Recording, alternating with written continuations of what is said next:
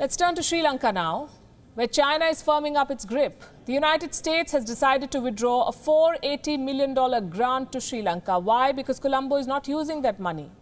By June this year, Sri Lanka had almost $51 billion in loans. Surely it does not have the luxury to turn down grants. Then what gave Colombo the confidence? China. The Rajapaksas are banking on China for the economic revival of Sri Lanka. The American embassy in Colombo had an announcement to make on Thursday morning.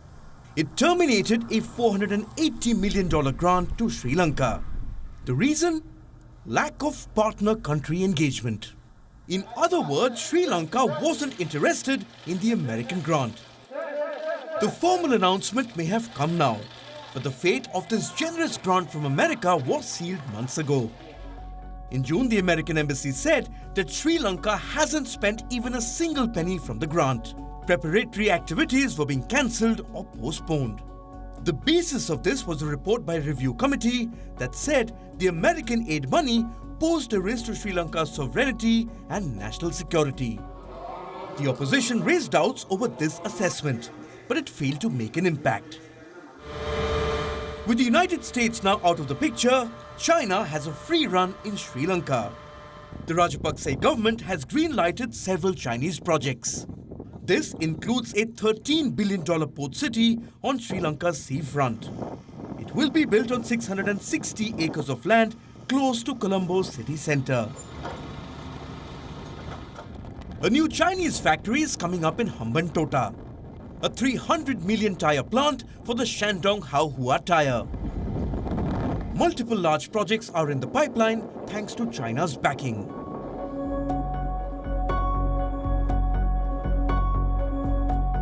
This includes a $1 billion road from Colombo to Kandy and a $300 million coal-fired power plant in Norotcholai.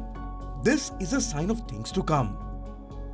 The Chinese ambassador to Sri Lanka has already said that they are ready to invest in many projects. During his meeting with the Lankan speaker, the Chinese diplomat said they hope to build another tyre factory worth $600 million in Matugama.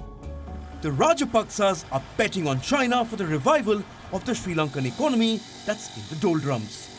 In the second quarter this year, Sri Lanka's GDP plunged by a whopping 16.3%. The debt crisis is far from over. Sri Lanka owed $50.8 billion by June this year, with China accounting for 10% of this debt. Sri Lanka faces a massive debt bill from 2021 to 2024. In the next 3 years, Colombo has to pay $4 billion annually on average as foreign debt payments. In 2017, Sri Lanka leased the Hambantota port to China for 99 years after failing to keep up its payments. Despite the loss, Sri Lanka hasn't lost its appetite for Chinese debt. Last year, 43% of loans for major projects in Sri Lanka came from China. And now, by clearing more Chinese infrastructure projects, the Rajapaksas are pushing Sri Lanka further into Beijing's trap. Bureau Report, WION, World is One. Thank you for watching Gravitas on WION's YouTube channel. If you want to stay up to date with what's happening around the world, then subscribe to our channel and don't forget to like and share. Thank you very much for watching WION, World is One.